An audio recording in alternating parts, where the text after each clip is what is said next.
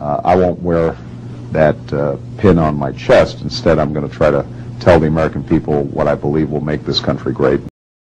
We are 5 days away from fundamentally transforming the United States of America. Under my plan of a cap-and-trade system, electricity rates would necessarily skyrocket. There are things that you can do individually, though, to save energy.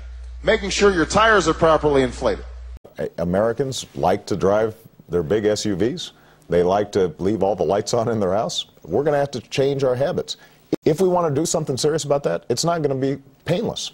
We're going to have to cap the emission of greenhouse gases. That means that power plants are going to have to adjust how they generate power.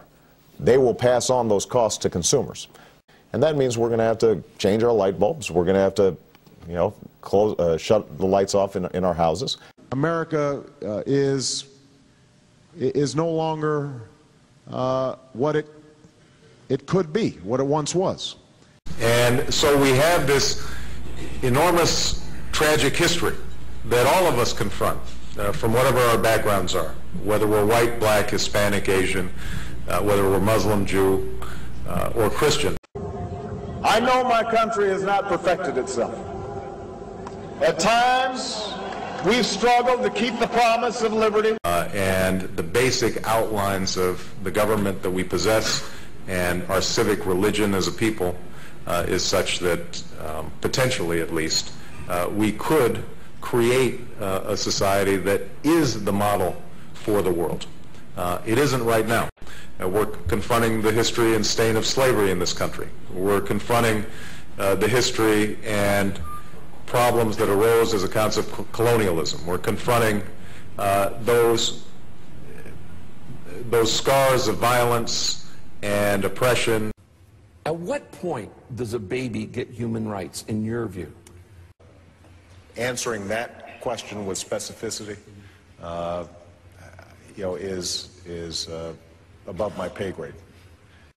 If they make a mistake, I don't want them punished with a baby. The Cambridge police acted stupidly. I want you to argue with them and get in their face. And you see folks waving tea bags around. It's not surprising then that they get bitter and they cling to guns or religion or antipathy towards people who aren't like them. And we all know what happens in Arizona when you don't have ID. Adios, amigos. From the time that I was a U.S. Senator through the time that I ran for president until now, I have consistently said that I'm supportive of a comprehensive immigration reform approach. They need not, we can't wait 20 years from now to do it. We can't wait 10 years from now to do it. We need to do it by the end of my first term as President of the United States of America. And I'm going to be moving it as quickly as I can. I've been accused of doing too much. We are moving full steam ahead on all fronts. And I'm going to be going to Mexico. I'm going to be working with President Calderon in Mexico. You need to make sure your child can speak Spanish. And over the last 15 months, we've traveled to every corner of the United States. I've now been in 57 states. I think one left to go. You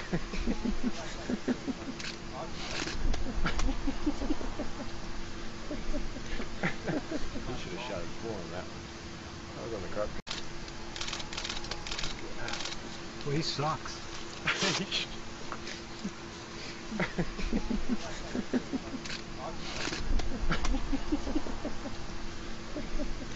We are using every available resource to stop the oil from coming ashore, to point the finger of blame at somebody else.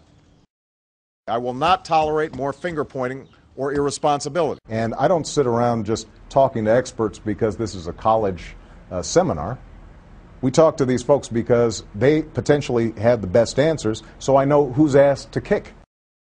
Everybody in Washington gets all wee-weed up. Think about the amount of money that China has spent on infrastructure. Their ports, their train systems Their airports are all vastly superior to us now. We've got to have a civilian national security force that's just as powerful, just as strong, just as well funded. Whether we like it or not, we remain a dominant military superpower.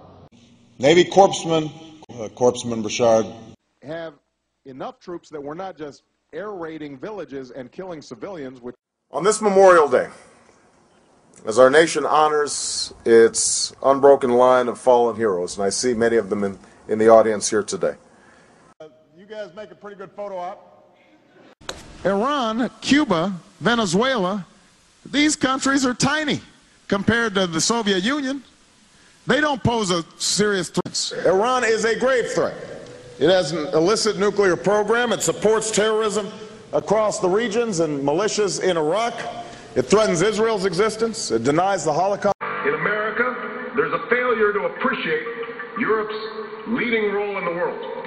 I had a uncle who was one of the, who was part of the first American troops to go into Auschwitz and liberate the concentration camps.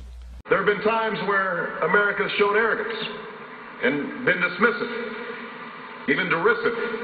Very good, Mr. President. This is like Special Olympics. It's like, No, But let me even say, before I even get inaugurated, during the transition, we're going to be calling all of you in to help us shape the agenda. We're going to be having meetings all across the country with community organizations so that you have input into the agenda for the next presidency of the United States of America. Wonderful man, that Reverend Wright. Right, and Yeah. who was my pastor, and he is a wonderful man. And Reverend Wright, my pastor, who I speak about in a chapter in the book, I think represents the best of what the black church has to offer. I can no more disown him than I can disown the black community. What's going on in white America, U.S. of KKKA? You never heard those comments? I hadn't heard those He was comments. selling them in the lobby at a church. What can I tell you? How many times did you go to church a month? You know, I'd probably go twice a month. And he sometimes. never said inflammatory stuff? He didn't say stuff like that, all right? Did he say white people were bad? No. It is this world, a world where cruise ships throw away more food in a day than most residents of Port-au-Prince see in a year, where white folks' greed runs a world in need, apartheid in one hemisphere, apathy in another hemisphere. That's the world. But she is a typical white person. I think when you spread the wealth around, it's good for everybody. Over the last several years, sometimes that fundamental truth about the United States has been lost.